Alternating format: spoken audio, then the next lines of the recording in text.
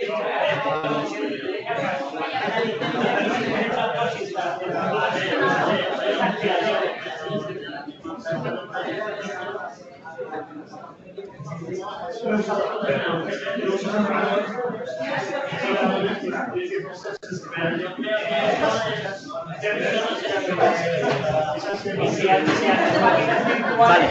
veo que has activado la... Sí, estoy grabando ya ahora. Vale, perfecto. Pues cuando queráis empezamos. No, espera, voy a hacer una breve introducción, ¿te parece? Vale, tú cuando quieras. Vale.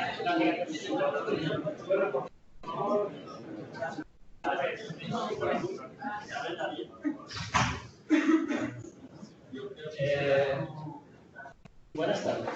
Gracias por venir a todos. Creo que teníamos mucha gente apuntada, pero todavía ha venido más gente de la que estaba prevista. Con lo cual, pues nos hemos quedado sin sillas. Hay varios compañeros que han ido a buscar sillas en alguna otra aula. Vamos a hacer un poco de tiempo a ver si pueden subir y pueden sentarse. Más que nada por los nuevos y por David, quien ahora se presentará a sí mismo. Es un hombre de la casa, puesto que él es de aquí, aunque esté ahora muy lejos, está en Dinamarca. Nos va a contar su experiencia con BIM. Presentar un poco lo que es el grupo para él y para los que no habéis venido nunca. Es vuestra primera vez que estáis aquí. Esta es una reunión clásica del grupo de usuarios de Revit de Valencia, grupo que está a punto de cumplir 10 años, grupo de gente que está interesada en temas de BIM. Nos solemos juntar los penúltimos viernes de cada mes y siempre hacemos la misma estructura. Unas cervecitas para relajarnos antes de empezar a comer y empezar a charlar sobre BIM. Después de comer nos juntamos en una sala en esta o similar y buscamos a alguien o bien en directo o bien, como en este caso David, de lejos, que nos hable sobre temas de BIM. Y luego pues montamos debate. Entonces esa es nuestra estructura. Es un grupo abierto, es un grupo sin ánimo de lucro. No hay que apuntarse, aunque sí que os anuncio que hay un grupo en LinkedIn al cual se le da paso a prácticamente todo el mundo y un grupo de WhatsApp. Tenemos también una página web donde anunciamos las reuniones y aquí es bienvenido todo el mundo. Han bajado a la primera planta a ver si encontraban sillas en las aulas de máster de edificación o en proyecto final de grado. Si queréis bajar o si hay alguna abierta. Has tenido un exitazo rotundo, ¿eh? Nunca habíamos tenido problemas de sillas tan graves como hoy. O sea, que debe ser que tu charla, no sé si era la foto que pusimos en la promoción o... No sé, también puede ser que habéis quitado sillas. No. Te aseguro que están las mismas fotos de siempre. Bueno, pues esperamos un poco a ver si suben los compañeros que han bajado y te presentas, cuentas todo lo que quieras contar y luego atenderemos a tu charla. Él nos va a contar lo que está previsto y después habrá un debate. Ayer, hablando con él, me comentó que no hay ningún problema en que lo interrumpáis y haya debate incluso en mitad de la charla. Yo creo que puede ser peligroso dado el número elevado de personas que tenemos. Yo casi preferiría que dejasen las preguntas para el final, pero bueno, no pasa nada, si él lo dijo así. Y alguien quiere preguntar algo, pues nada, que lo diga. La única pega es que esto lo hacemos así, porque queremos, tenemos cámara, tenemos micrófono, tenemos programas, pero lo que queremos es reunirnos. Entonces, cuando ya llevamos unas cuantas reuniones y cogimos el sistema de transmisión de vídeo de la universidad, el Adobe Connect, que muchos alumnos del máster aquí conocéis, y vimos que la gente dejaba de venir a las reuniones porque era más cómodo quedarse en casa en el sofá y verlo desde allí, poder preguntar desde allí, o sabiendo que está grabado, verlo unos días después, pues entonces lo que decidimos es dejar de retransmitirlas. Lo que queremos es juntarnos y aquí estamos todos para hablar de BIM. Cuando quieras, David, te presentas y aquí está todo el mundo esperando lo que nos tienes que contar. Muy bien. Bueno, buenas tardes a todos.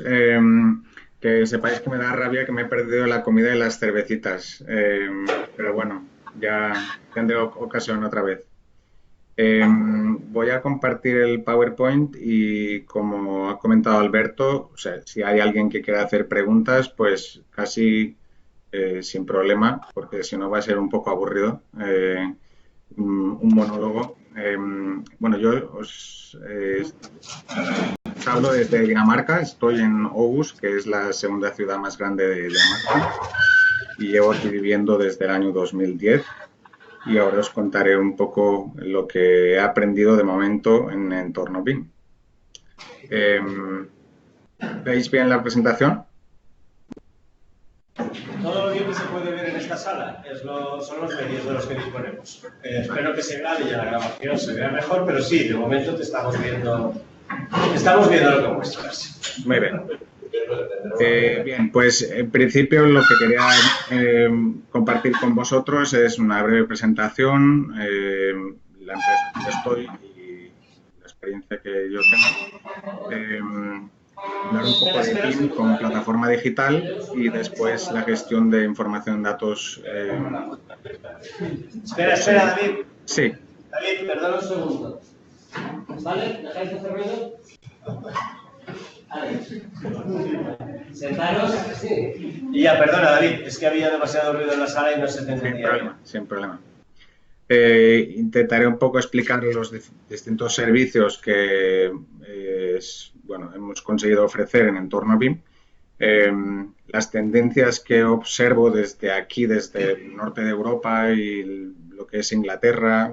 La verdad que España tampoco estoy muy al corriente, pero bueno, esto vosotros seguro que estáis más al día.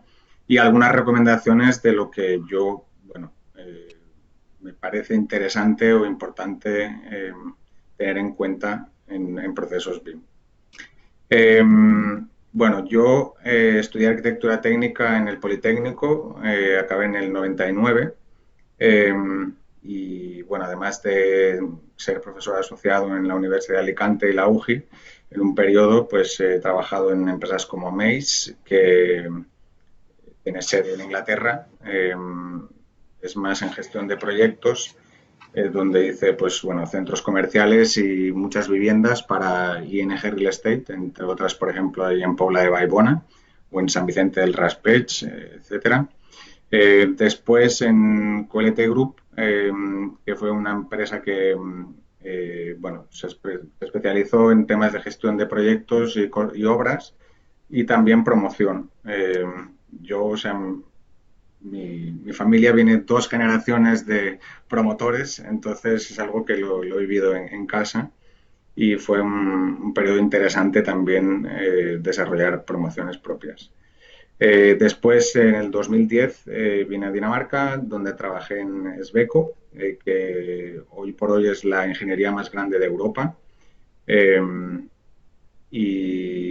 A base de adquisiciones. Y ahora estoy en COWI, que es la ingeniería más grande de Dinamarca, pero a nivel internacional pues también tiene bastante presencia. Me he especializado en gestión de proyectos, sobre todo a nivel global, y después he trabajado desde el año 2010 en procesos de digitalización y sobre todo también de offshoring, o sea, entre países, porque aunque nosotros trabajamos en Dinamarca, tenemos una plataforma en India donde es en realidad el equipo de modelaje.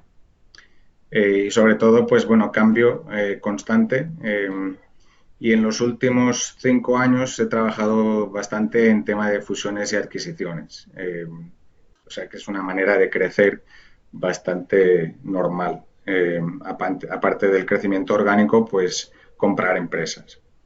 Pero bueno, esto sería casi otra charla porque da mucho de sí el tema fusiones.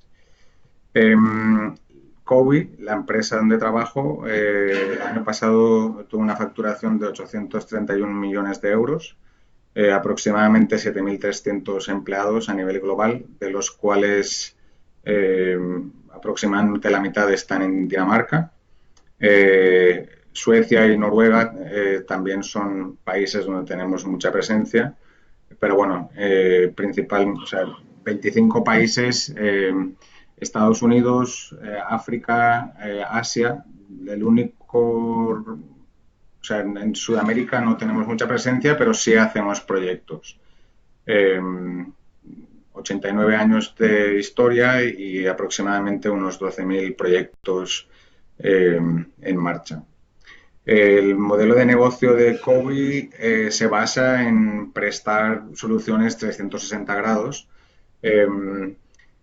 Son proyectos muy complejos de infraestructura donde hay muchos elementos, puede ser metro, puede ser, pues, por ejemplo, no sé, puentes, edificación, arquitectura. Recientemente hemos adquirido la empresa Arquitema, que es el estudio de arquitectura más grande de países nórdicos. Y después en energía, industria, pues también es bastante fuerte.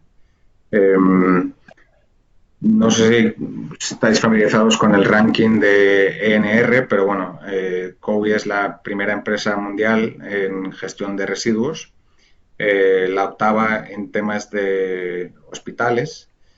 Yo personalmente he tenido la suerte de trabajar en dos hospitales, el de Copenhague, que fue un proyecto muy interesante, donde, bueno, desarrollamos bastante BIM, y otro en Gostrup, que es en Jutlandia, que es la parte norte de Alemania. El número cuarto, el cuarto en puentes, el quinto en lo que son puertos marítimos y el 36 a nivel global en cuanto a facturación. Bueno, si hablamos de BIM como plataforma digital, eh, pues bueno, nosotros lo que nos hemos enfocado mucho es en lo que es el value chain, ¿vale? Eh, Espero que no tengáis problema en que algo del texto esté en inglés, pero bueno, si hay alguien que necesita traducción, que me lo diga, porque son algunas diapositivas que uso con frecuencia y tampoco me prestaba para traducirlas todas. Eh, pero sí, sobre todo enfocar en cuanto al value chain, ¿vale? Eh, Nosotros, el BIM, de hecho, estamos huyendo de utilizar BIM, ¿vale? Porque estamos hablando más de una plataforma digital, eh, donde BIM es una parte, pero en realidad engloba muchísimo más que BIM, ¿vale? Y después mucho enfoque en cuanto a procesos, porque es ahí donde hay posibilidad de optimizar y cambiar con respecto al modelo tradicional. Eh, yo personalmente, o sea, cuando yo estudié todavía empezamos delineando un poco, después pasamos a AutoCAD. Yo creo que el cambio de BIM ha sido mucho más radical y fuerte que el cambio, diríamos, de 2D de papel a AutoCAD, ¿no? Pero bueno, sé que mucha gente está todavía pensando en BIM como 3D, lo cual es un error, pero bueno, es cuestión de tiempo. En cuanto a las fases, pues bueno, al principio mucha gente empieza en entorno BIM porque está forzado por el marco regulatorio. Aquí en Dinamarca, desde el año 2012, que todas las obras públicas se licitan en entorno BIM, creo recordar que en España fue desde el 2015 y en Inglaterra algo así como el 2014. A nivel de desarrollo, yo creo que países nórdicos está un poco por detrás de Estados Unidos, pero está algo por delante de lo que yo veo por centro-sur de Europa. Pero bueno, depende mucho de las empresas y de también pues qué tipo de proyecto. Eh, la siguiente fase, diríamos, es la cultura digital que hay dentro de cada una de las empresas, porque, bueno, hay empresas pequeñas que son muy ágiles y pueden implementar procesos relativamente rápido, eh, pero bueno, las empresas grandes, pues evidentemente es un proceso mucho más pesado. Eh, la cultura digital es fundamental en el tema de adquisiciones, ¿vale? Hemos tenido experiencias de adquirir empresas donde teníamos culturas digitales muy distintas y ha sido difícil colaborar o costoso. Y lo mismo nos ha pasado con constructoras o con arquitectos que su cultura digital pues chocaba un poco con nuestra, a pesar del marco regulatorio. Pero bueno, se ha avanzado mucho en cuanto a definición de estándares. A título anecdótico, o sea, decir que, bueno, mucha gente piensa que es una cuestión de software, de recursos tecnológicos, y en realidad, o sea, los recursos tecnológicos es el 20% o sea, de todo el pastel, ¿no? Los procesos aproximadamente es un 30% y la parte humana es como mínimo un 50%. O sea que en todo lo que personalmente he trabajado en BIM, la dificultad no ha sido la tecnología, sino que ha sido las personas, un poco en lo que es la gestión del cambio. ¿Vale? Muy importante, o sea, tener claros unos objetivos y marcar una línea del tiempo. Cuando empezamos en el 2012, hicimos un análisis de la situación actual, lo hicimos con Autodesk y marcamos un target para el 2015. Evidentemente, o sea, no puedes aspirar a tener la máxima, el máximo rango en todas las áreas. Creo que es muy importante, o sea, definir las prioridades, ¿no? Pero bueno, esto nos ha ayudado mucho para monitorizar dónde estábamos en cada momento. Modelos organizativos, esto pues podría ser otra charla paralela. No quiero extenderme mucho, pero sí decir que hemos hecho algunas pruebas piloto en varios proyectos, algunos que ha funcionado muy bien y otros que ha funcionado mal. Y básicamente están las dos maneras clásicas de organizarse, el piramidal, o sea, de jefe a indio, o sea, prácticamente, y el matricial. Las experiencias que hemos tenido es que en realidad lo mejor es un híbrido, ¿vale?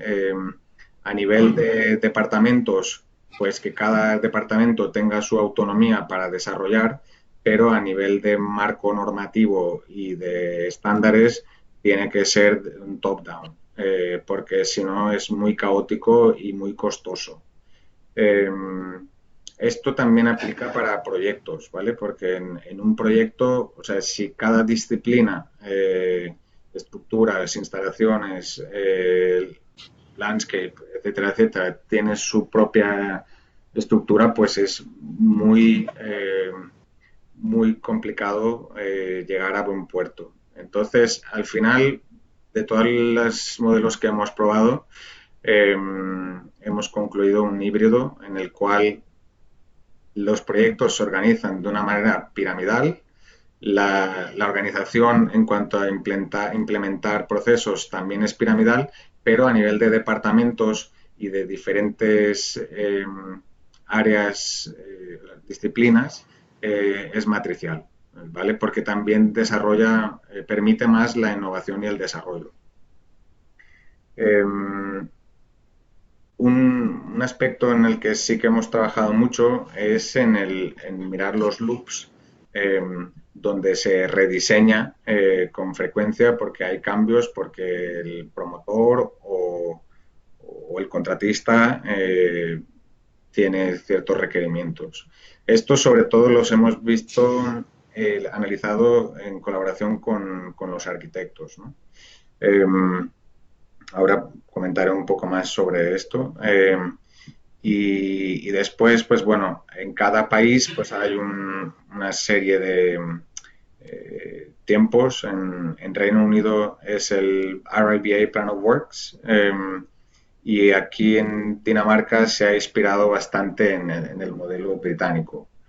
Pero bueno, sobre todo mirar los loops donde haya opciones de, bueno, pues tomar decisiones en el momento adecuado, ¿no? Porque es en el fondo donde se puede optimizar el proceso.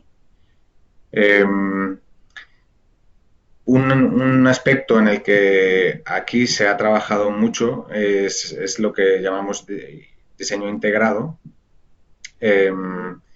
Cada disciplina tiene sus modelos que después pues, se hacen las colisiones, etcétera, etcétera. Pero al final, o sea, no puedes trabajar de manera aislada cada disciplina. Al principio estábamos haciendo colisiones cada cierto tiempo y ahora últimamente ya hemos empezado a trabajar en entorno BIM 360, donde las colisiones se hacen en tiempo real. Esto nos ha permitido optimizar mucho el proceso, pero sí que es cierto que requiere de cierta tecnología que es un poco cara para algunos proyectos.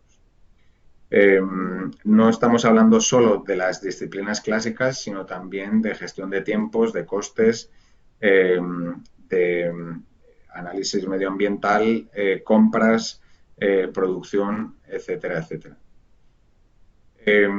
Al final, cuando tienes todas estas áreas que confluyen, pues hay que buscar un entorno digital en el cual poder intercambiar todos estos datos, ¿no? Y ahí hemos probado algunas herramientas que ahora intentaré comentar un poco. ¿Tenéis alguna pregunta de momento? ¿O alguien se ha dormido? No, estamos todos despiertos. Muy bien, vale. Bien, entonces, sí que al principio ha sido mucho trabajar en silos, ¿vale? Donde cada disciplina ha desarrollado no su estrategia BIM, pero sí su manera de enfocar el negocio, ¿vale? Y al final, pues bueno, una plataforma común es lo que nos ha permitido poder alinear todas las disciplinas, ¿vale? Si miramos el proceso tradicional de diseño, mucha gente ha pasado a proyectar de 2D a 3D con unos modelos en BIM, pero también ha faltado coordinación en cuanto a lo que son mediciones, lo que son las descripciones de proyecto, planes de seguridad y salud, etcétera, etcétera, etcétera. Esto se ha integrado en lo que llamamos un Construction Element Database y todos los elementos de data de un proyecto están, digamos, en una base de datos de la que todas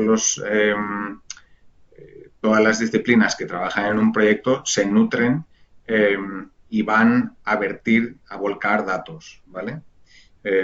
Si nos tenemos que imaginar algo, sería como un gran servidor donde todo el mundo vuelca sus datos y siempre está toda la información actualizada. Y cuando digo toda la información, pues bueno, es absolutamente todo en cuanto a tiempo, economía, por supuesto, geometría, tipos, por ejemplo, en cuanto a el tipo de contrato, seguros, control de calidad, mantenimiento, etcétera, etcétera. En todas estas áreas, pues al final hemos tenido que identificar qué es lo que realmente vendíamos, porque un proyecto ahora ya es mucho más que la carpeta que antes entregabas al final de proyectar. En realidad lo que estás vendiendo, además de un servicio, son datos, ¿vale? La parte, o sea, la parte, digamos, inicial, pues es registrar edificación existente. Aquí, sobre todo, últimamente hemos utilizado láseres, escáneres de 3D, que nos permitía abaratar el coste. También algo de drones para temas de visualización. Pero bueno, este es un servicio que se vende por separado. Después está la fase de programming, que es sobre todo en lo que se llama Client Consultancy. Es la fase preliminar de viabilidad de un proyecto donde, bueno, muy lejos de proyectar, pues se están especificando, por ejemplo, cuáles van a ser los requerimientos o el marco regulatorio, digamos, para trabajar en un proyecto. Mucho también en temas de licitación. Después está la parte clásica de proyectar. En ocasiones vendemos solo la parte de coordinación, o sea, donde hay una tercera parte que proyecta y nosotros estamos solo coordinando y representando al cliente.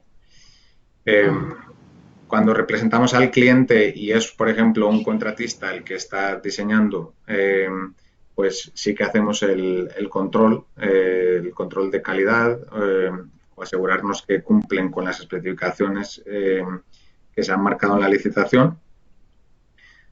Visualizaciones, esto es sobre todo en tema de ventas, de promociones y más para arquitectos, pero bueno, eso es un servicio que se vende aparte.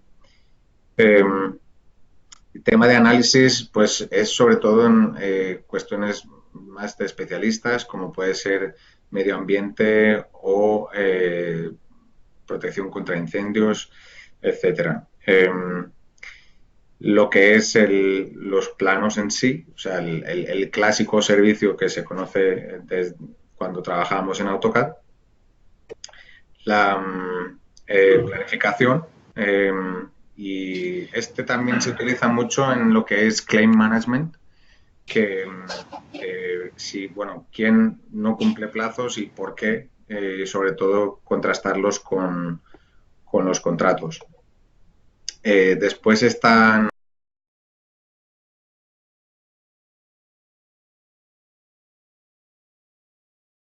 de costes y control de costes.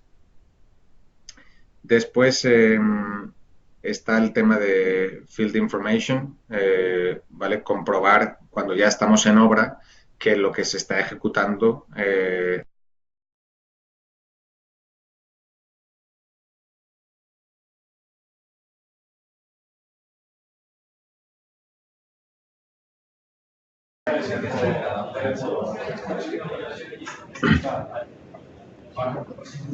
¿David? Sí, a ver, que es que se ha cortado la conexión. Bueno, la conexión no la hemos llegado a perder, pues lo que estarás viendo todavía en nuestra pantalla, vemos un movimiento. Sí. Pero si puedes volver a PowerPoint, por favor, y reanudar la charla. Vale, espera, lo que pasa es que entonces voy a empezar a grabar de nuevo para... Vale, ya lo editaremos y lo contaremos. Vale, parece que se ha cortado aquí, pero está grabando todavía. Vale. No sé en qué punto se ha cortado. Estabas explicando los servicios que ofrecéis, estabas explicando la rueda de servicios. Vale. Habías llegado a la planificación. Vale, bueno, tema planificación, sobre todo para comprobar en ejecución de obra, bueno, en ejecución de obra, pero también antes de empezar, pues cuál va a ser la manera más óptima de gestionar la obra. Ahí hay herramientas como por ejemplo Vico, que te permite hacer un análisis muy óptimo de los procesos de la obra. Lo que es gestión del coste, que en Reino Unido sería Quantity Surveying, es la parte de mediciones y también comprobar que bueno, las certificaciones de obra se corresponden con lo que se ha ejecutado. Lo que es tiempos y coste también se utiliza mucho para lo que llamamos el claim management, que es cuando, bueno, hay desviaciones o cuando hay, pues bueno, precios contradictorios, pues contrastar que efectivamente cumplen con contrato, etcétera. Después lo que es información de campo, eh, bueno, es comprobar que lo que se ha proyectado se está ejecutando en obra. Aquí, por ejemplo, yo estuve ahora hace un mes en una conferencia de Autodesk y ya se están utilizando algunos robots, sobre todo con tecnología láser para bueno, contrastar ejecutado versus proyectado. Y después el último es lo que es el Facilities Management o el Asset Management, que ya es pues cuando el edificio se ha entregado, pues cómo se van a utilizar los datos, sobre todo cuando tienes muchos sensores, para optimizar, diríamos, el funcionamiento del edificio y posibles labores de mantenimiento, reparaciones, etcétera, etcétera. Bueno, eso un poco en cuanto a los servicios. En cuanto a tendencias, pues bueno, a largo plazo, no sé lo que es largo plazo porque depende mucho del país. Yo sé que, por ejemplo, en Reino Unido se está trabajando mucho en Volumetric Modular, que, bueno, consiste en trasladar lo que es ejecución de obra a industrializarla, ¿vale? Off-site production. Pero bueno, hay aspectos ahí como el blockchain, etcétera, que no sé, la artificial intelligence, que no sé hasta qué punto nos va a afectar. Pero bueno, lo que sí que puedo decir a medio o corto plazo, que es lo que sí que estamos viendo más, bueno, actual, eh, por ejemplo, Oxford Analytica o PricewaterhouseCoopers o Ernst Young han hecho algunos informes donde se ve claramente pues que bueno, lo que es industria 4.0 eh, estará muy atada al tema de Big Data. Y después el tema paramétrico, etcétera.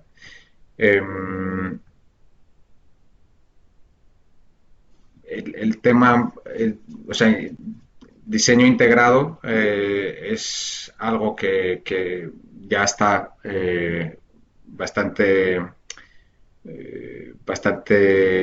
implementado en algunas empresas.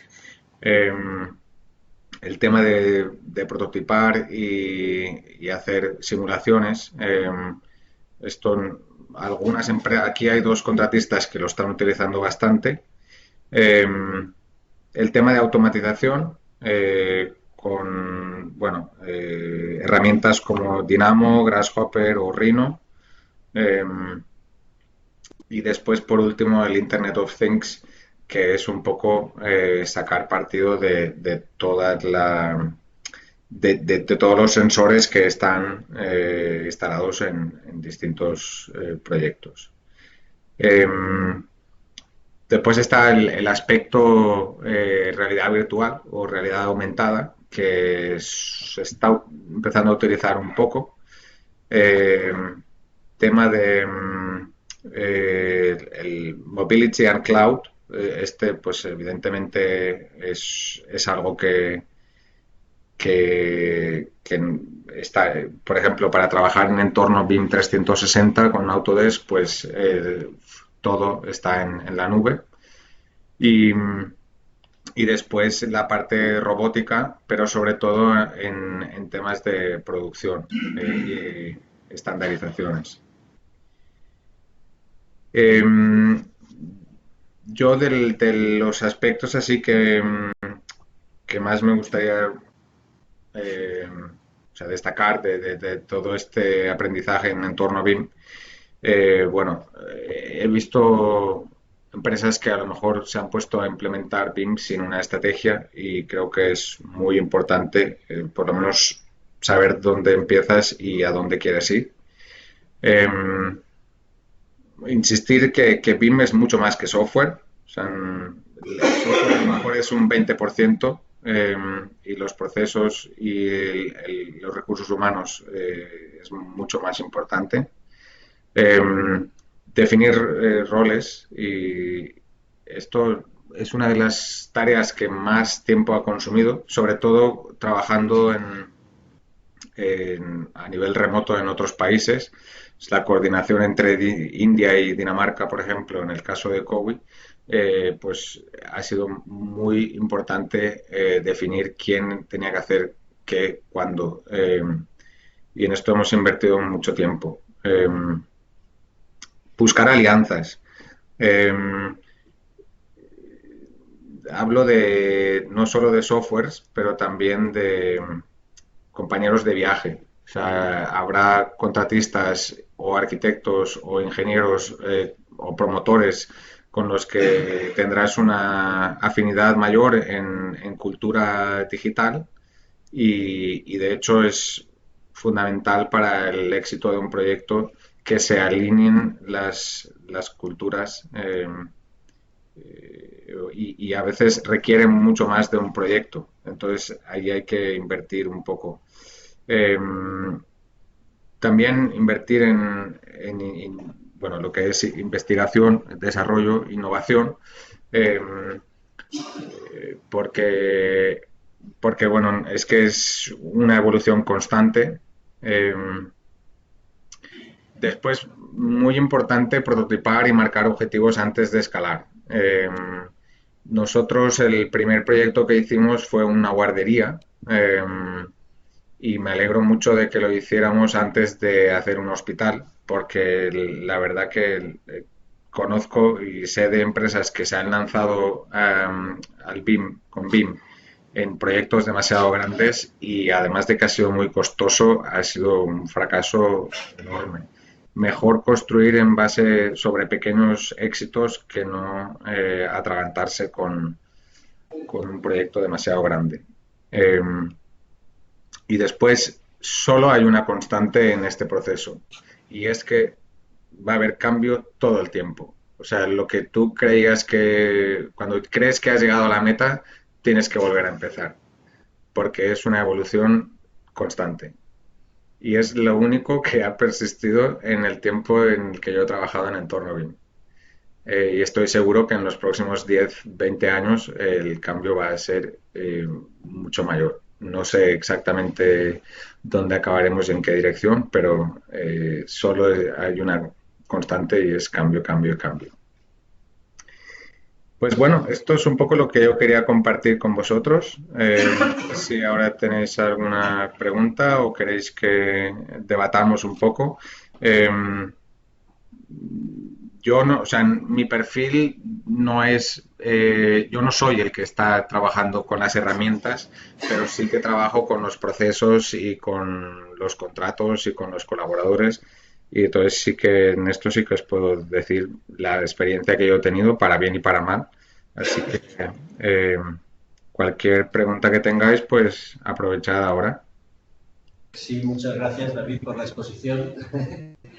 Nos ha aclarado unas cuantas cosas, pero evidentemente tenemos un montón de preguntas y vamos a aprovechar que estás ahí para ir planteándolas.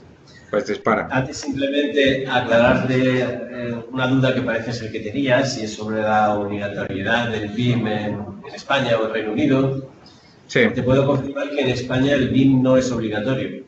Que aquí No. en el 2015, que es la fecha que tú has aportado, se creó una comisión para el desarrollo del BIM, fue en ese año en el que nació. Esa comisión, curiosamente, lo primero que hizo fue sacar una hoja de ruta y poner como fechas de obligatoriedad del BIM en España diciembre de 2018 para obras de edificación, y abril o incluso el verano, no lo tengan tan claro eso, de 2019 para las obras civiles, infraestructuras, pero evidentemente eso no se ha cumplido. No se ha cumplido porque faltaban muchas cosas en esa hoja de ruta.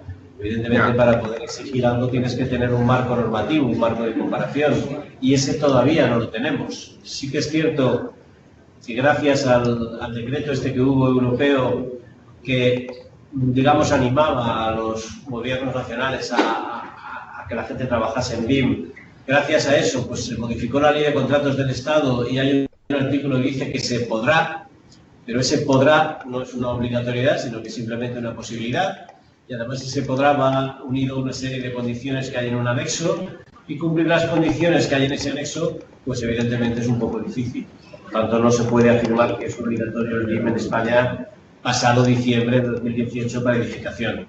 Sí que es cierto que en algunas licitaciones se exigen algunos trabajos realizados con BIM, y oye, si por contrato alguien pide algo y el que contrata se atreve a firmar ese contrato, pues evidentemente para ese contrato es obligatorio, pero no es obligatorio para todas las obras oficiales como se pretendía.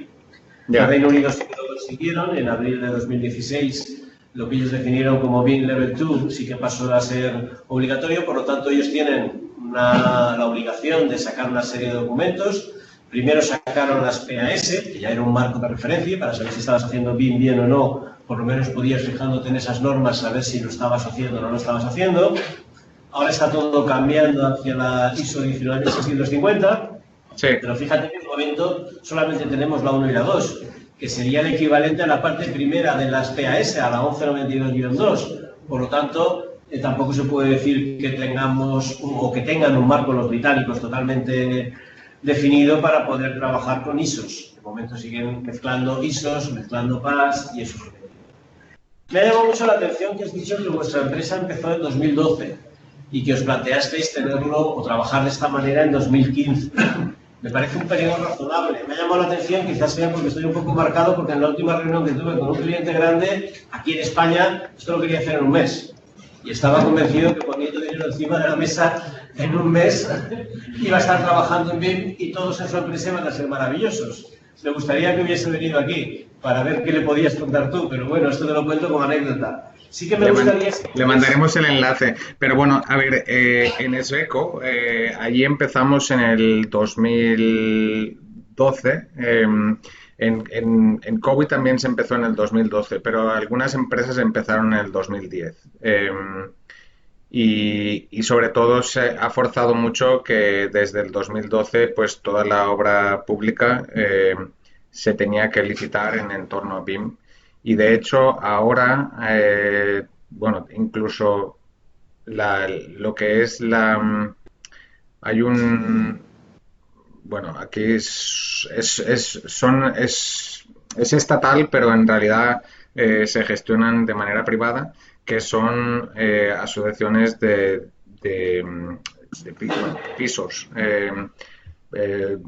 Es como VPO, pero para alquiler, y esto también se hace todo en entorno BIM. Evidentemente, a nivel privado, cada uno puede elegir como lo que quiera, pero prácticamente todo el mundo ha pasado a entorno BIM. Lo único que todavía hay alguien que trabaja un poco en 2D es para temas de paisajismo. Que tampoco, porque si no ya es más difícil integrarlos en entorno BIM. Pero algo de paisajismo todavía se está haciendo con AutoCAD, pero es mínimo. Te diría que a lo mejor es un 1% de todo lo que se hace en el mercado, y incluye también contratistas. Lo que sí que todavía está un poco, bueno,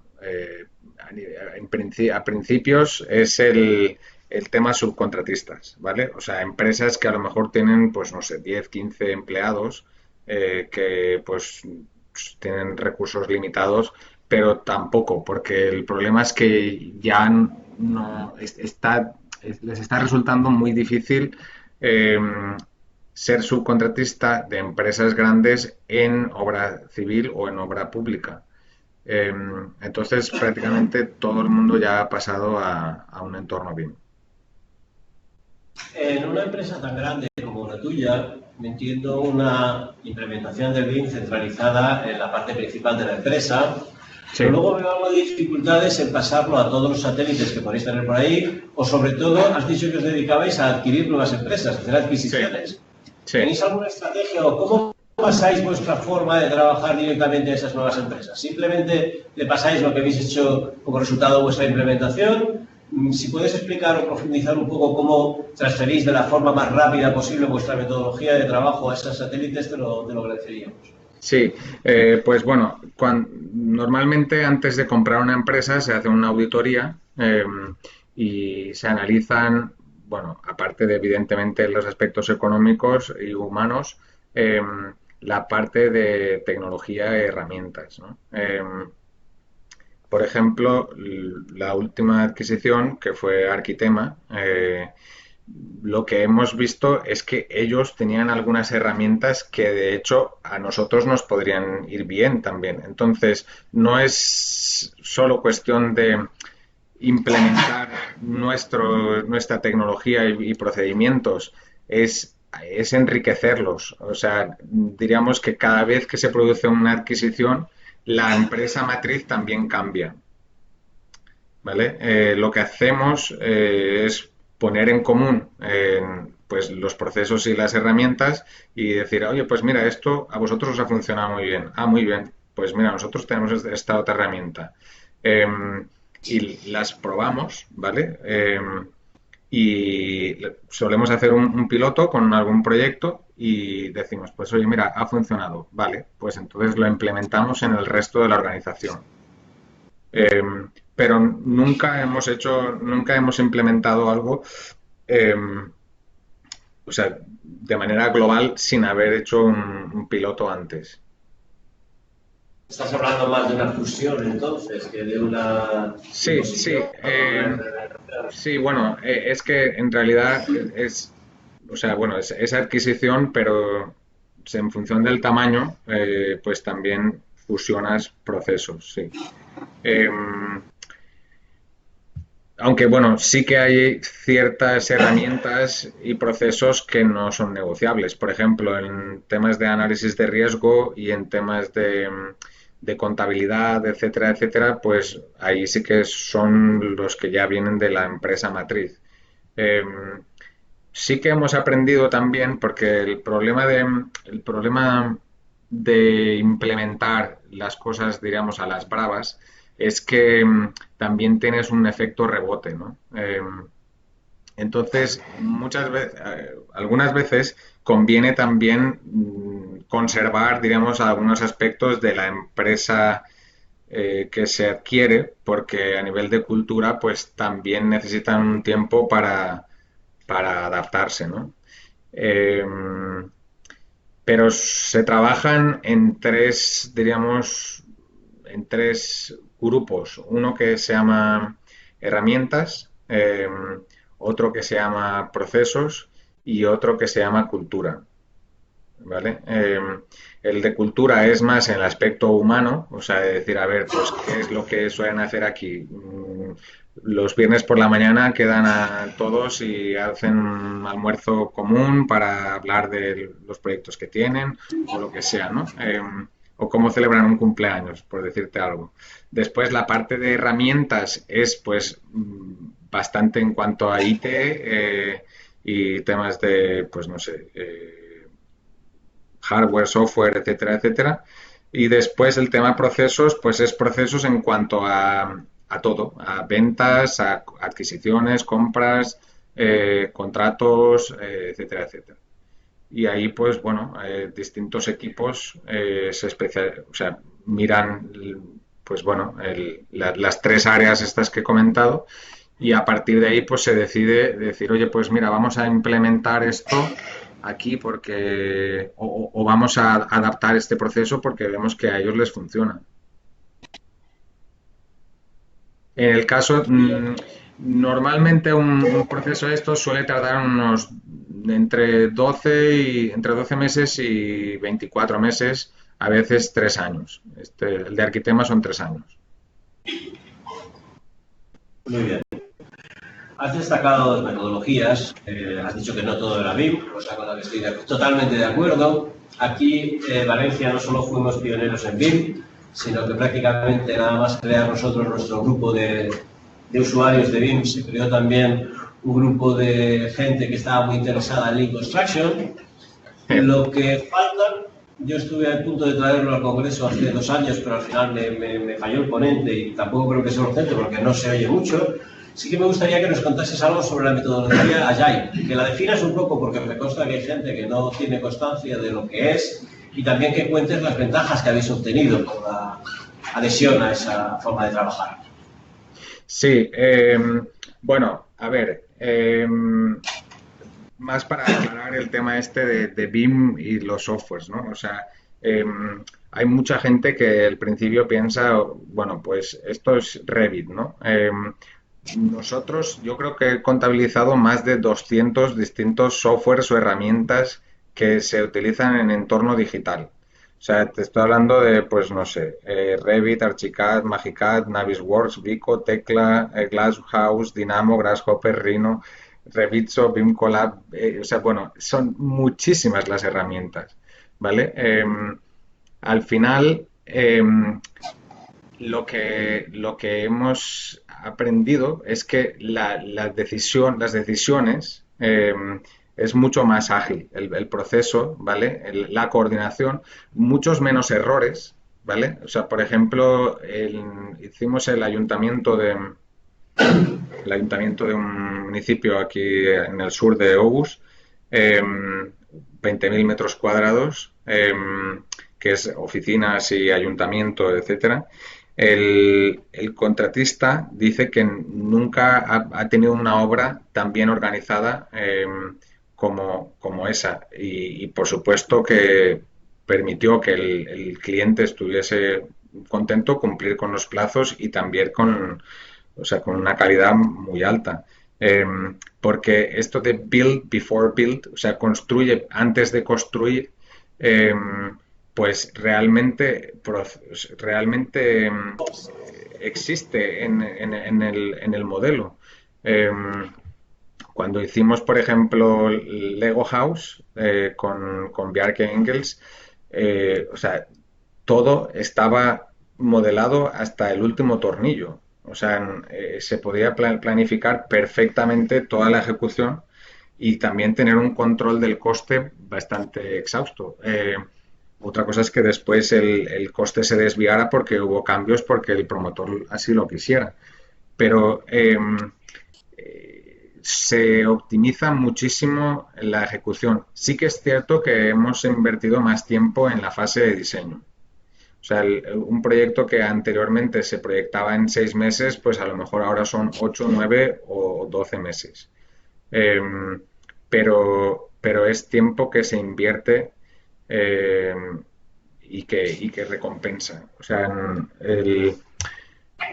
para que hagáis una idea de una escala, o sea, lo que en un hospital invertirías 1 euro en proyectar, en construir serían 10 euros y en lo que es operar el hospital serían 100 euros. Entonces, si ellos optimizan eh, su, eh, o sea, su operación en lo que es cuando el edificio está en uso, pues es mucho tiempo y dinero que se ahorran que a lo mejor pues pagar un poco más en la fase de diseño les representan nada, es una risa en base a lo que podrían utilizar en fase de ejecución o en fase de operación. Eh, no sé si te podría dar a lo mejor ejemplos más concretos.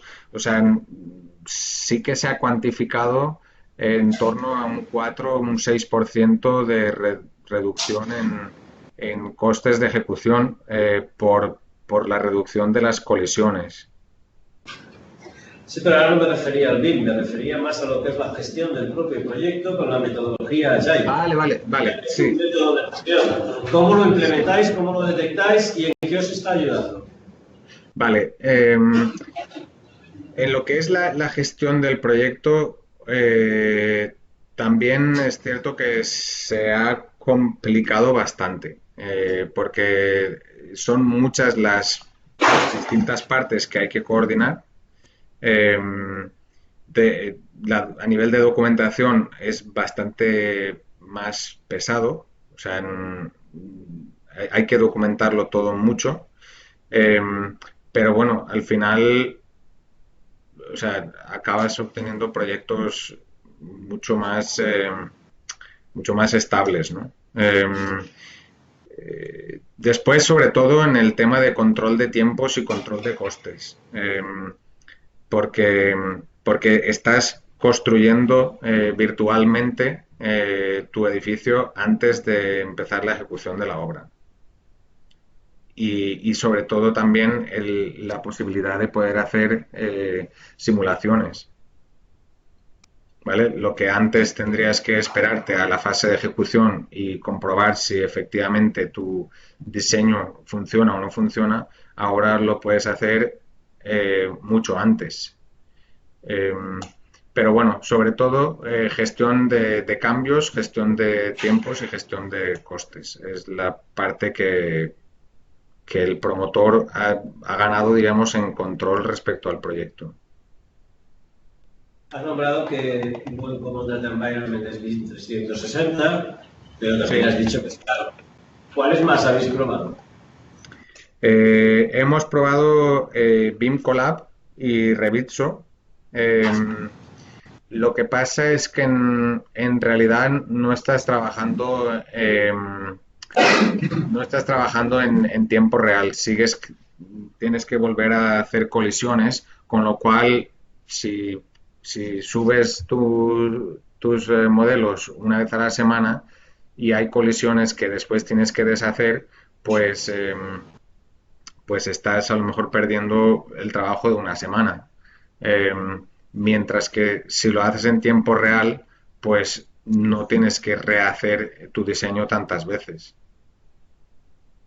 O sea, el tema costoso es costoso más por el tema de licencias. Pero bueno, nosotros hemos negociado un paquete con Autodesk en el cual pagamos por, por minuto de uso y también o sea, normalmente está limitado el número de usuarios, nosotros lo tenemos ilimitado, pero pagamos por minuto en lugar de por licencia. Bueno, pues voy a pasar las preguntas a la sala, porque seguro que hay más gente que quiere preguntar cosas, pero antes de dejar esta lista, te voy a una que seguro que me van a hacer a mí. ¿Nos vas a pasar la presentación para que esté disponible y la podamos colgar en algún sitio? Sí, os lo pasaré, sí. Vale, pues perfecto. Aunque sea en PDF, aunque sea no editable, por favor, pásenosla y la colgaremos en un enlace para que se pueda acceder a ella desde el... Muy bien. ¿Preguntas? Hola, bueno, soy Ignacio Martínez. Yo quería preguntarte sobre los procesos de implementación. Has hablado de que os costó más o menos alrededor de 3 años y que la parte más conflictiva, por decirlo de alguna forma, es la resistencia al cambio de las personas. Sí. ¿Podrías comentarnos, tanto en la parte de las personas, cuál es el factor más determinante y luego, aparte de las personas, cuáles han sido los puntos más conflictivos a la hora de intentar una implementación? No sé si ha sido total en esos 3 años o ha sido solo en una parte, pero bueno, para que nos comentes un poco más acerca de eso. Sí. Bueno, la implementación se hizo parcial, o sea, empezamos en el departamento de edificación y después se pasó al departamento de obra pública. Y después también se ha hecho por fases. O sea, había gente que estaba más reticente al cambio y ellos, pues evidentemente, no entraron en el primer proyecto.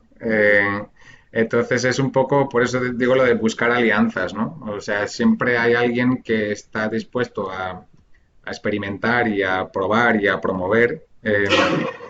Y estos perfiles son un poco los que han tirado del carro. También los perfiles que no tenían tanto miedo a fracasar, porque también, evidentemente, cuando pruebas cosas nuevas, pues también cuesta más tiempo y también pues te equivocas, ¿no? Después ha habido también la parte de miedo, ¿no? O sea, es mucho un proceso psicológico de decir, bueno, primero, ¿por qué tengo que cambiar? O sea, entender el por qué. Esto es muy importante. Eh, y lo otro, o sea, que había gente que, sobre todo la gente que está proyectando, modelando, estaba un poco, pues, qué pasa ahora con mi puesto de trabajo, ¿no? O sea, representa que va a haber menos gente, vamos a necesitar menos gente. O sea, esto lo estamos experimentando ahora, por ejemplo, con el tema de automatización y la gente se pregunta un poco, bueno, pues si estos procesos los va a hacer un ordenador o un software, eh, ¿qué es lo que voy a hacer yo, ¿no? Eh, en el fondo lo que hemos experimentado es que o sea, el trabajo no desaparece, pero cambia. O sea, cambia la función. Pues bueno, la gente se tiene que formar, tienes que desarrollar tus competencias y pues una persona que antes delineaba en 2D, pues ha tenido que pasar al 3D y ha tenido que especializarse igual en algún área, pues igual han ido en dirección a planificación o en costes. Lo que sí que es cierto es que los proyectos no son más sencillos, al contrario, la complejidad es mucho mayor, con lo cual pues recursos se requieren igual que antes, pero en otra función. David. Sí. David Marco. David Marcos, quería hacerte una pregunta. Has hablado antes de soluciones de landscape y decías que ya apenas pocas empresas trabajan en AutoCAD o sea, que ya quedan pocas empresas trabajando en AutoCAD. Pero Sí. ¿qué soluciones de landscape estáis buscando? Porque el otro día en un chat la gente preguntaba sobre qué soluciones de landscape utilizáis y la gente pues apenas dijo Vectorworks como una solución de referencia y ahí se quedaron y no dieron más opciones. Sí. Bueno, yo sé que o sea, por lo menos en Cowis está trabajando en Revit y en Arquitema también. Después, no sé si hay algo de Magic Cat. La verdad es que esto ahí no lo sé, pero Revit sí que se ha utilizado. Y, y seguro que hay herramientas específicas para Landscape. Yo las desconozco, pero vamos, no debería ser un problema. Hay demasiadas herramientas. Si me das a elegir, yo creo que hay demasiadas. Vale, al hilo de la misma pregunta, hay un problema que yo es que estoy trasteando en ese tema de landscape y en temas de texturación para fabricantes y aparece el problemática de las texturas, ¿no? Y justamente cuando tú hablabas del Construction Element Database y todas esas conexiones de bases de datos, yo me estaba preguntando, digo, ¿cómo tendrán resueltos o si tenéis resuelto el tema de la texturización? Es decir, yo sé que para el desarrollo del proyecto, una vez que ya está vendido, quizás el tema de los renders y la visualización ya es más secundario, ¿vale? Sí. Pero para un departamento comercial que tiene que estar vendiendo constantemente o para alguien de interiorismo o de landscape, el tema de la texturación es que es su día a día. Entonces, ¿sabéis cómo tenéis esto? Sí, sí. En el tema visualización, la verdad es que ahí todavía está bastante por desarrollar, ¿eh? Porque al final lo que pasa mucho es que se trabaja, o sea, una vez ya tienes o sea, el modelo, pues se exporta y se trabaja muchas veces en Photoshop. Porque es en realidad lo que más calidad te da en cuanto a la visualización. Pero, pero bueno, también porque es muy pesado trabajar con texturas a nivel de renderización. Entonces, depende. Lo que pasa es que, bueno, no sé, en entorno realidad aumentada y todo esto, al final el tema texturas tienes que llegar a un compromiso, porque no puedes llegar al nivel de calidad que, que algunas veces se querría, ¿no? Pero sí, se trabaja con una herramienta paralela, diríamos. Poco bien, ¿no? Entiendo. Sí, bueno, pero es que claro, el tema de visualización ya tiene un objetivo más comercial, ¿no? O sea, es prácticamente O sea, digamos, Entendido. un aspecto más estético. Digamos que es un aspecto más estético, ¿vale? Sin menospreciar la parte estética, pero que a veces pues tienes que también comprometer algo de tu diseño. Hago la última pregunta. Sí. Cuando has dicho lo de que se está dispuesto a invertir más tiempo en la fase de proyecto, Sí. ¿vale? ¿Quién decide eso? ¿Vosotros porque tenéis un contrato global de proyecto construcción o porque le habéis propuesto eso al cliente y vuestro cliente os lo acepta, entiendo que pagando más por la fase de proyecto? Bueno, esto ha sido un poco de consenso en el sector porque al final, o sea, con los primeros proyectos se veía que no podías alcanzar el nivel de detalle, ¿vale? Porque no te voy a decir de calidad, pero el nivel de detalle con los plazos que había anteriormente. Entonces, también porque se han metido algunos loops, diríamos, en la fase de diseño que también, por ejemplo, el tema de las colisiones, ¿vale? Esto antes tú no hacías colisiones entre disciplinas, ¿vale? Cada disciplina entregaba su proyecto y si había colisiones te las encontrabas en fase de ejecución. Ahora las colisiones las hacemos antes de ejecución, con lo cual ese tiempo también hay que añadirlo. Y al final ha sido una cuestión de negociar y consensuar. Pero lo está pagando. ¿El qué? Lo está pagando el cliente. Sí, el cliente lo está pagando, sí. Ha costado, ¿eh? O sea, no te creas tú que lo ha aceptado a la primera. Porque al final todos querrían que mantener los honorarios. Sí que es cierto que, o sea, si miro los precios de hace 10 años, han cambiado muy poco, ¿vale? Lo que pasa es que has optimizado procesos y para poder mantener el nivel de honorarios. Pero bueno, es la realidad que hay, es el mercado, o sea, al final si tú no lo haces lo hará tu competencia, o sea, no. Pero sí, en tema plazos, en general los contratistas y los promotores han aceptado que está, bueno, que es beneficioso para todos invertir un poco más de tiempo al principio. Vale, pues saltamos de un dominio a otro, David. Compañero David Torronet. Buenas Si quieres hacer una tardes, pregunta. soy David Torronet. Has comentado que gracias a la plataforma 1360 estabais haciendo o calculando los conflictos entre disciplinas en tiempo real. ¿No os da algún problema el comparar modelos work in progress? ¿O tenéis que tener una disciplina una serie de normas? Porque, claro, un modelo que está en trabajo, que no has compartido, lo que nosotros nos hemos acostumbrado a compartirlo semanalmente, lo limpias, eliminas los sets, por ejemplo, de cosas copiadas para trabajar, claro.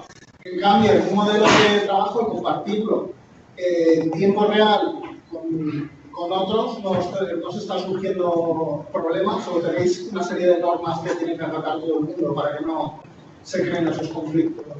Sí. Y eso por una parte. Y luego otra pregunta, en cuanto a la cultura del cliente, claro, por el norte de Europa, porque tenemos un problema. El cliente no sabe muy bien lo que pide y tiene tendencia desde estadios iniciales quererlo todo muy definido y sin ningún clase. Entonces, bueno, nada, por curiosidad también quería saber cómo estaba la cultura del país. Vale. La segunda pregunta se ha cortado un poco, no he escuchado todo. ¿Podrías repetirla? Sí, la segunda me refería en cuanto a la cultura del cliente, Sí. en cuanto a la cultura digital del cliente, me interesaba por curiosidad, porque aquí en España uno de los grandes problemas que tenemos es que el cliente suele querer todo muy definido y sin interferencias en estadios muy iniciales y además, pues eso, que todo, etc. En cuanto, pues, ¿cómo gestionáis con el cliente cuando os encontráis con alguien que no tiene mucha cultura digital, cultural? Sí, bueno, la primera pregunta, o sea, lo único que ha sido un poco, bueno, costoso, pero que ya lo hemos resuelto, era el tema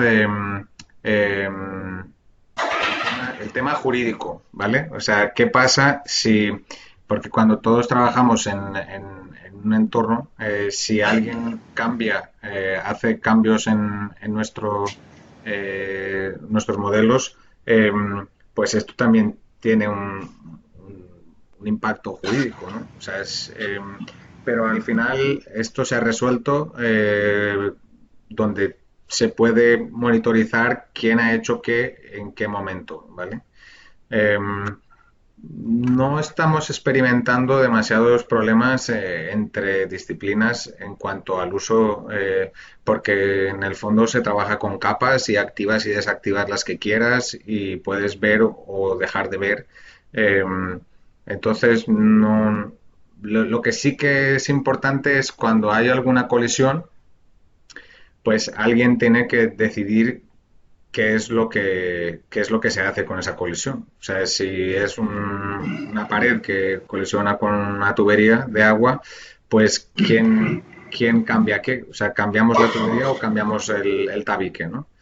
Eh, Esto está muy establecido en un marco antes de empezar el proyecto donde se define qué es lo que pasa cuando existen colisiones y quién tiene que tomar decisiones, ¿no? Y es un poco en la manera, se llama la escalera del conflicto, ¿no? Que la vas escalando hacia arriba en la parte piramidal, en la estructura, donde primero la persona que está modelando hablaría con la otra persona de la disciplina que está modelando y si entre ellos dos no pueden ponerse de acuerdo, pues pasarían al siguiente nivel hasta que llegarías al responsable de BIM del proyecto o si llega el caso, pues al promotor, ¿no? Pero está bastante regulado. Sí que es importante que se documente porque claro, si todos pudieran cambiar lo de todas las disciplinas, pues sería una guerra, ¿no? Pero no está dando demasiados problemas. En cuanto a la segunda pregunta, pues bueno, hemos llegado a encontrarnos algún cliente con el que era incompatible trabajar y pues bueno, lo aceptas y ya está. Pero lo que sí que también, o sea, nosotros hemos definido ciertos niveles de, diríamos, el mínimo que nosotros aceptamos porque es un estándar que menos, o sea, ya comprometería la calidad del proyecto, ¿no? Entonces, digamos, hay una especie de menú en el cual, pues, tú dices, bueno, ¿cuál es tu level of design? Pues sería 1, 2, 3, 4, 5 y en función de ese nivel, que también cambia para distintas áreas del edificio, pues, por ejemplo, en temas de si hay algún contratista que está haciendo prefabricados y ellos van a hacer el modelaje, pues nosotros no tenemos que desarrollar tanto detalle. Y esto, digamos, lo negocias un poco con el promotor y evidentemente en función del nivel que él requiera, porque, por ejemplo, todavía son pocos los promotores que están utilizando BIM para Facilities Management. Pues evidentemente es más económico, o sea, entregar unas build en un nivel 1 que en un nivel 4. Bueno, es cuestión de alinear expectativas y también, evidentemente, pues precio, ¿no? Pero sí, en algún caso hemos tenido que renunciar a algún cliente porque no estábamos dispuestos a trabajar. Por ejemplo, es que no tenemos gente que trabaja en AutoCAD. Si ahora viene un cliente y nos dice esto lo tienes que hacer en AutoCAD, pues es que no podemos venderle ese servicio. No lo tenemos en plantilla.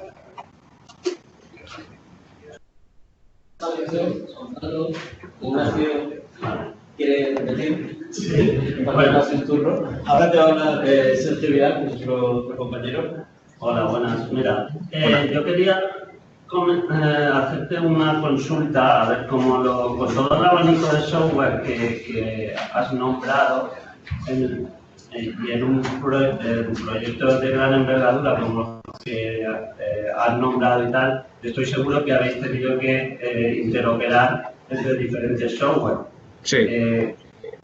¿Cómo, digamos, qué estrategias habéis utilizado o si hacéis uso del IFC continuamente o si los IFC los tenéis que alterar para que de un programa a otro se comuniquen, si habéis desarrollado algún tipo de aplicación o para que el IFC funcione entre programas, un poco qué estrategia tenéis a nivel de empresa para interoperar de un programa a otro, que aunque el IFC sea formato de intercambio, pues no siempre o pocas veces funciona tan bien como muchas veces se ve. Sí. Bueno, lo que hemos hecho ha sido probar diferentes herramientas antes de adquirirlas, diríamos, a nivel global.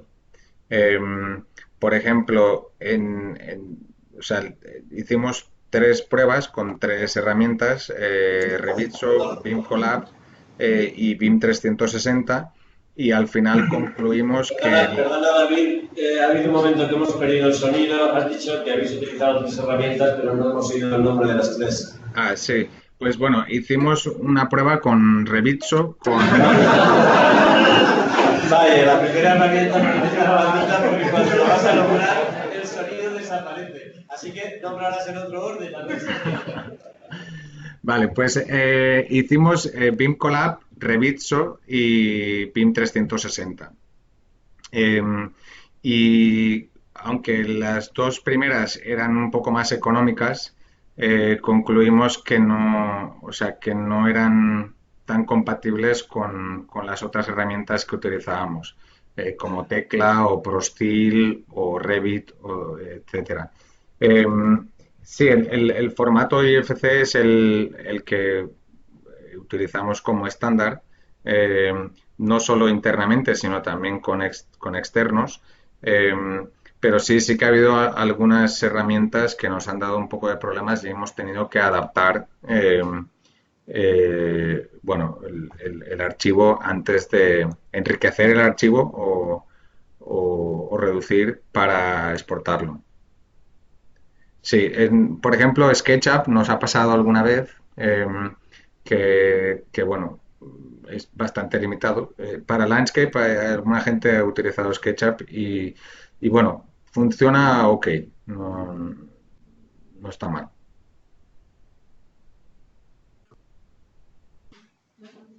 Hola, soy Amparo Valero. Mi pregunta va también un poco relacionada con el tema de interoperar, pero más enfocado en la fase de implementación, el apartado modelado, luego la parte de coste, mediciones y la parte que has dicho también de información de campo. Entonces, quería saber un poco, tanto en la fase de implementación, en la búsqueda de estos softwares, que el flujo entre el modelo y las mediciones y el coste, que considero que es algo muy importante, que no está tan bien pulido ahí a nivel de programas, ¿qué habéis podido ahí concluir? O sea, ¿cuáles son vuestras conclusiones, tanto para implementarlo como luego de cara al cliente, darle una fiabilidad de que no solo del modelo, sino de unos costes y unas mediciones, que luego eso entiendo que no sé muy bien de qué manera lo estáis haciendo en comprobación de campo, y también me gustaría ahí que nos explicaras un poquito eso. Sí, bueno, en el tema mediciones la verdad que ha sido y está siendo un poco complicado, pero sobre todo porque al final nadie se fía de las mediciones de otro. Entonces, pues cada uno se ha hecho sus propias mediciones y lo que sí que hemos observado es que hay desviaciones muy pequeñas, ¿vale? muy pequeñas, te estoy hablando de entre un 1 y un 2%, lo cual yo creo que está muy bien. Pero sí, aquí se utiliza mucho la herramienta Sigma para el tema de mediciones. Funciona bastante bien, pero al final lo que haces es exportarte un fichero y todavía hay mucha gente que trabaja en Excel. Lo que pasa es que el problema, bueno, sí, a veces sí que puedes exportarlo a la inversa y actualizar. Parece que hay gente que está haciendo algunos plugins que sí que les funciona. Pero bueno, tampoco te puedo decir mucho más de otras herramientas porque aparte de Sigma, pues no, aquí Presto, Gest y estas no se utilizan. Pero vosotros valoráis al cliente todo el conjunto del proyecto con las diferentes disciplinas y tal, ¿cómo lo hacéis? Sí, es que, bueno, aquí en Dinamarca pasa un poco como en Inglaterra, que los proyectos no se licitan con mediciones, ¿vale? O sea, los proyectos aquí tú, o sea, pones el modelo a servicio del contratista y ellos cogen el modelo para hacerse sus propias mediciones. Entre otras cosas porque aquí no está tan estandarizado el criterio de cómo medir ciertos elementos, ¿vale? Entonces, bueno, al final, claro, sí que tienes que hacer una comparativa y sí que, pues, al final coges unas mediciones, pero que estrictamente en contrato se dice que el contratista es responsable de comprobar sus propias mediciones y si hay desviaciones, pues es bastante raro que se haga un precio abierto en base a medición y normalmente es un precio cerrado y por eso todo el mundo comprueba sus mediciones. Eh, bueno, de ahí un poco que los contratistas también se han visto un poco obligados a trabajar en entorno BIM porque es que no les dabas ni tan siquiera planos. Tú les das el modelo y ellos de ahí se tienen que sacar todo. Sí que al promotor le das un set de planos, pero mediciones, muy pocas veces hacemos mediciones de los proyectos. O sea, las hacemos internamente a nivel de comprobación y unos ratios para también para comprobar los costes, pero no vamos a precios descompuestos ni precios unitarios, se van en ratios. A ver, en el hospital de Copenhague sí que estábamos en precios unitarios, pero es raras veces que se hacen mediciones tan detalladas. Buenas tardes, David. Tengo una consulta con respecto a que para saber cómo trabajan directamente la empresa, los ingenieros que se encargan de los cálculos de instalaciones, ellos directamente modelan las instalaciones o qué software usan para modelar las instalaciones y si no modelan, cómo se lo comunican directamente a los modeladores.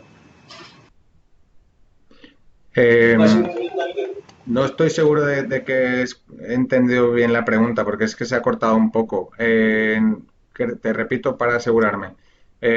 Preguntabas que cómo los ingenieros de instalaciones proyectan respecto al tema de obra civil.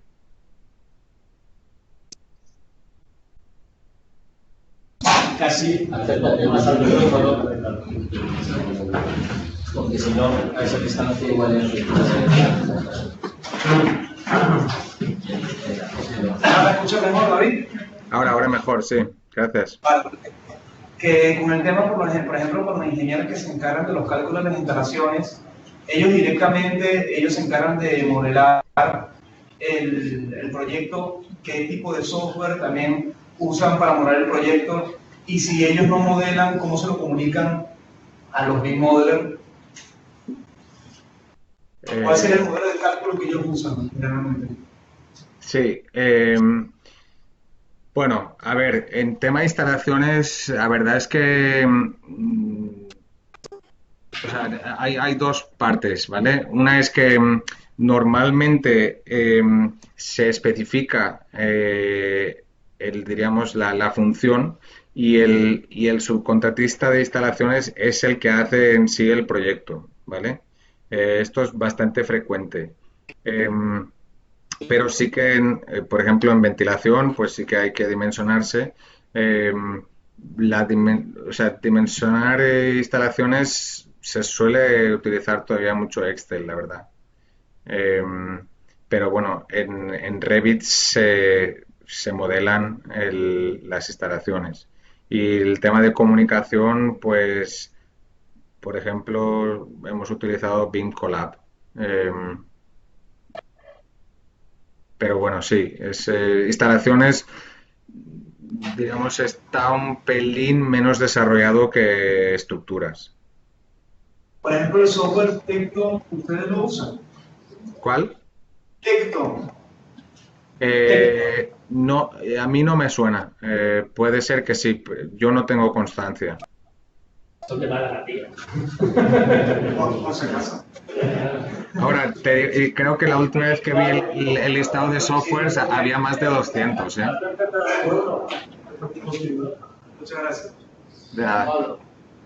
Hola, buenas. Mi pregunta es acerca de los comentarios que hacéis proyectos integrados, de modelos integrados.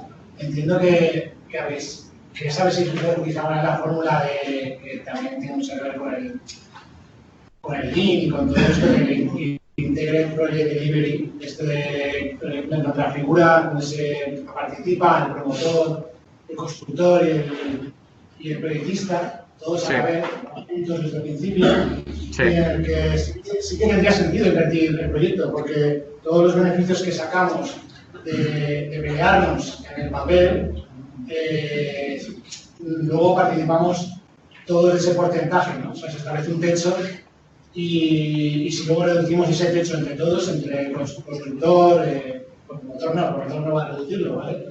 Sí. Pero lo que es aumentarlo. Entonces, esa fórmula no sé si se cotiza en la marca y si tenéis experiencia de ella, pues me lo cuentes un poquito cómo es. Vale. Pues sí, mira, aquí se llama partnering y la verdad que sí que se está empezando a utilizar bastante. Hay un marco regulatorio de contratos que se llama ABR que establece bastante, está un poquito inspirado en FIDIC, ¿vale?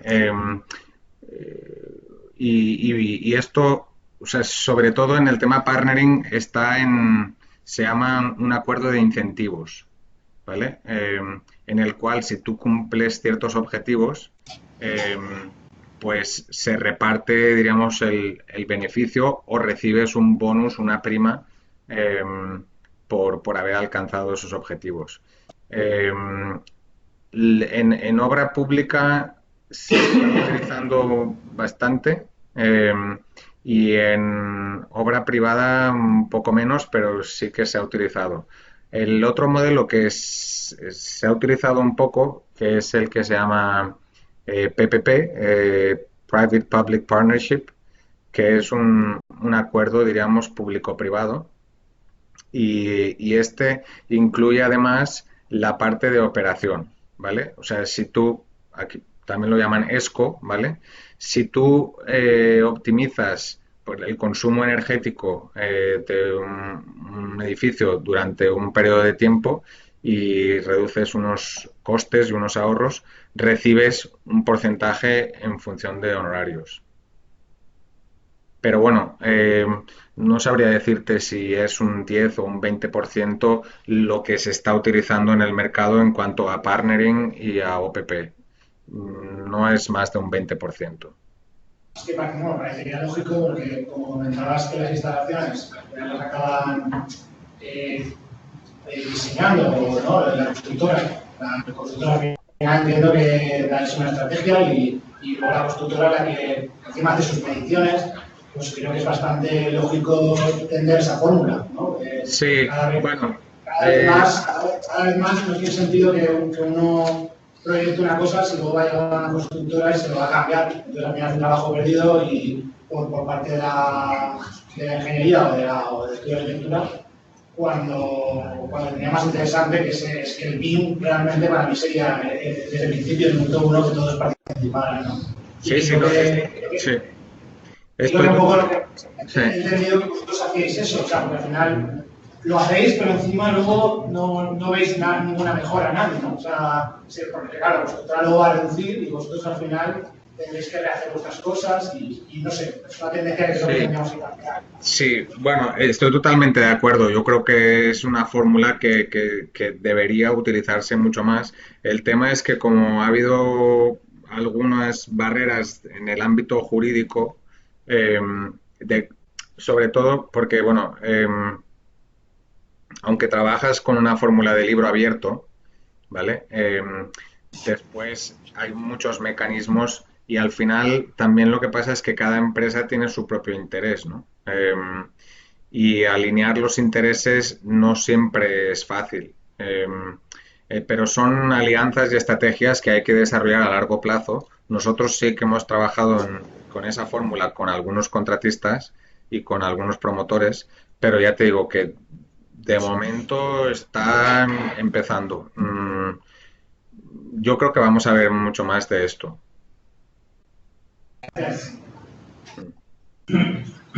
Si no hay nadie nuevo, entonces ¿qué quiero decir? Hola de nuevo, David.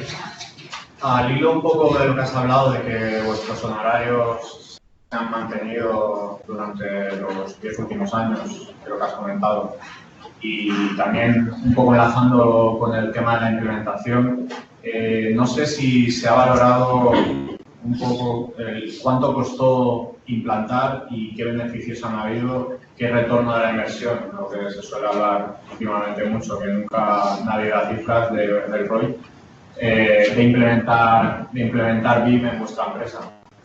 Sí, nosotros sí que hemos cuantificado un poco la inversión anual, tanto de recursos técnicos como de recursos humanos. Lo que no te puedo decir exactamente es el return of investment, porque es que es muy teórico, o sea, es una cuestión muy hipotética. Lo que sí que te puedo decir es cuál hubiera sido el escenario de no desarrollar. Y es que no estaríamos en el mercado.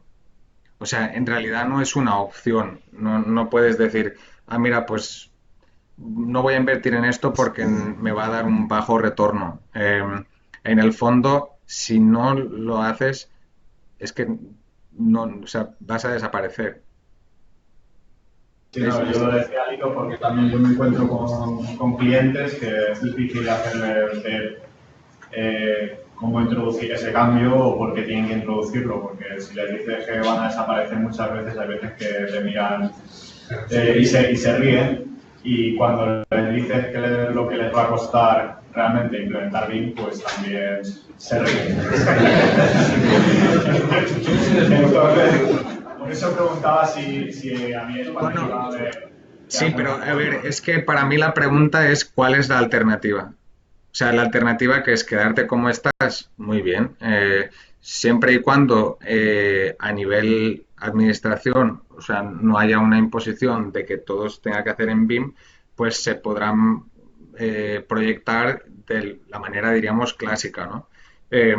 Pero bueno, yo si lo comparo con AutoCAD, o sea, ¿cuánta gente hoy por hoy de línea con Rotring? Sí, es que quiero decir, es cuestión de tiempo.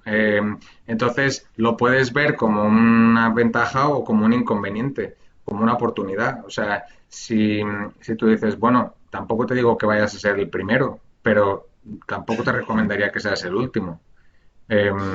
Entonces, pues bueno, es cuestión de tiempo. O sea, vas a tener que invertir sí o sí. Ahora bien, ¿cuánto quieres invertir y en cuánto tiempo? Pues bueno, ahí esto es para gustos colores. Yo realmente te digo que hoy por hoy no hay ninguna empresa en Dinamarca, ni en Suecia, ni en Noruega, que no trabaje en entorno BIM. algún arquitecto de paisajismo y para de contar. O sea, bueno, ¿cuándo han hecho ese proceso? Pues bueno, entre el año 2000, sí, 2005 y 2015, pero bueno, en 10 años todo el mundo ha tenido que emigrar. También es cierto que ha habido un marco normativo y regulatorio que lo ha forzado. Pero bueno, supongo que en España también pasará. Porque entre otras cosas, o sea, las empresas, por ejemplo, Ferrovial está compitiendo en proyectos internacionales donde se exige BIM. Y ACS también. O sea, hay empresas españolas, Comsa también. A ver, ¿qué más? Sí, o sea, que si quieres trabajar en un ambiente internacional, no tienes elección. Y si trabajas en un ambiente local, pues bueno, igual te puedes aguantar un poco más tiempo, pero que tampoco te vas a poder aguantar 20 años. O sea, yo hoy no conozco a nadie que haga proyectos con Rotring. Por favor. Hola, buenas tardes. Soy Lorena Soria. Dos preguntas. La primera, que a nivel de empresa, ¿a quién tenéis o qué empresa tenéis de referencia o qué país tenéis como referente a la hora de estudiar tendencias? Y esas tendencias, a la hora de convertirlas en modelo de negocio, ¿qué procesos tenéis de estudio y quién decide esto por fin se va a implantar en la empresa, se va a llevar a cabo, en qué sector se va a hacer o se va a distribuir? Un poco esos procesos o los protocolos que lleváis. Sí. Bueno, más que empresas, lo que te diría es se está observando países, ¿vale? Finlandia es un país que está desarrollando mucho y la verdad que es interesante ver los desarrollos que hay allí. Y Estados Unidos también. A nivel de referencias de empresas, a ver, nosotros hemos trabajado muy codo a codo con Autodesk. Tanto por el desarrollo que han hecho ellos como el que nosotros hemos necesitado, que les hemos forzado para que lo hicieran.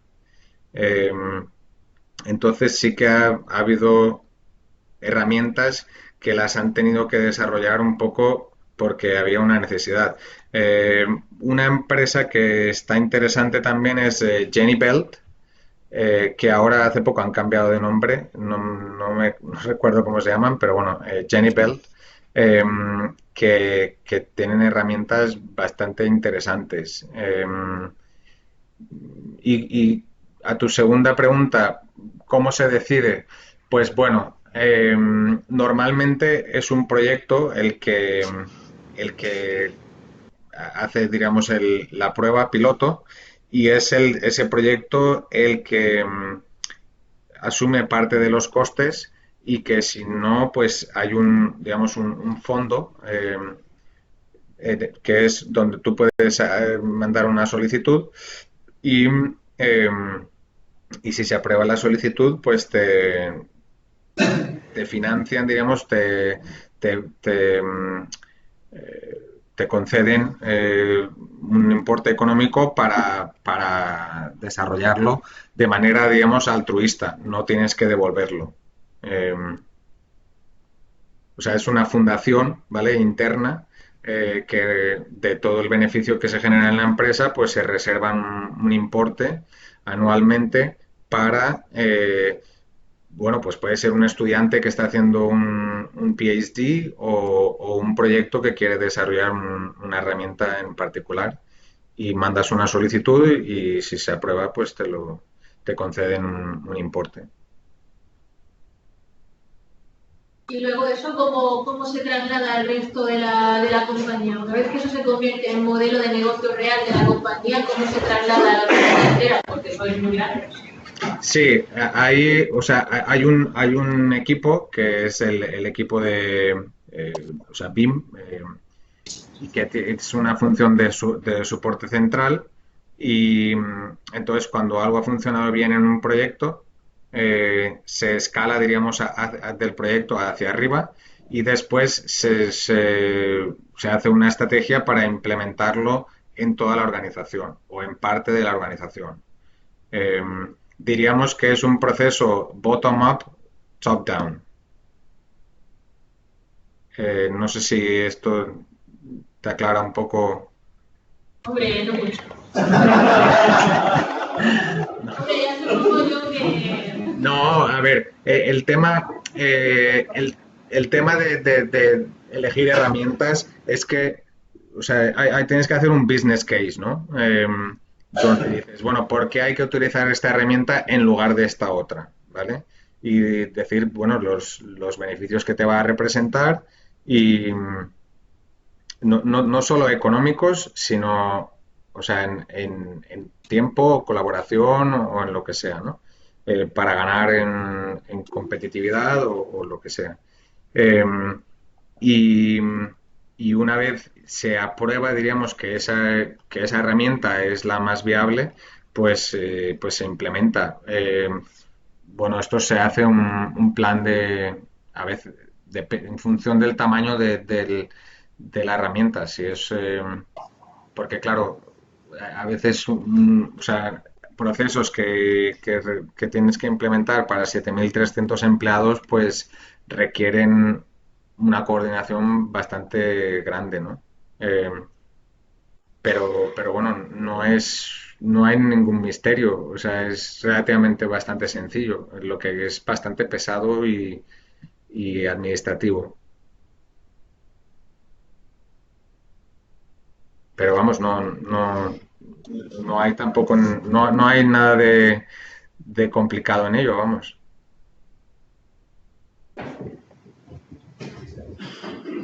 ¿Alguna pregunta más, chicos? Ignacio quiere trimitir. ¿Le dejamos, David? A ver, David, sin un compromiso, ¿tienes algún límite de tiempo? ¿Alguna...? No, a ver, 10 minutos así sí que puedo, no hay problema. Admitimos una más de Ignacio. Sí, no puedo estar preguntando para nada. Quería preguntarte un poco ya por la gestión de la información que has estado hablando respecto a la construcción en el database, que lo teníais un poco también en silos al principio, por departamento. ¿Cómo estáis haciendo la integración de toda la información de los procesos BIM? ¿Estáis utilizando, por ejemplo, ERPs? ¿Estáis introduciendo la información de los modelos en ERPs? No sé, un poco que nos expliques cómo estáis afrontando el data management. Sí, a ver, la parte técnica de cómo, la verdad es que no te puedo contestar porque la verdad no es algo que yo estoy trabajando a diario. Sí que puedo preguntar a los compañeros que están en la parte de soporte central de BIM y que me cuenten. Sé que hemos utilizado una herramienta que se llama Glasshouse, que es, diríamos, la que introduce los datos de todas las herramientas y la que vuelca los datos diríamos, en la base de datos a las distintas herramientas. Pero se hace con esta herramienta, el Glasshouse se llama. Hay otra herramienta que se está probando ahora en Suecia, que no recuerdo cómo se llama, que está funcionando muy bien en entorno cloud. Pero o sea, a nivel de ficheros, etcétera, etcétera, pues la verdad no sabría decirte. Bueno, pues creo que no hay más preguntas. Muchísimas gracias, David, por una interesante charla y sobre todo este magnífico debate. Creo que se puede...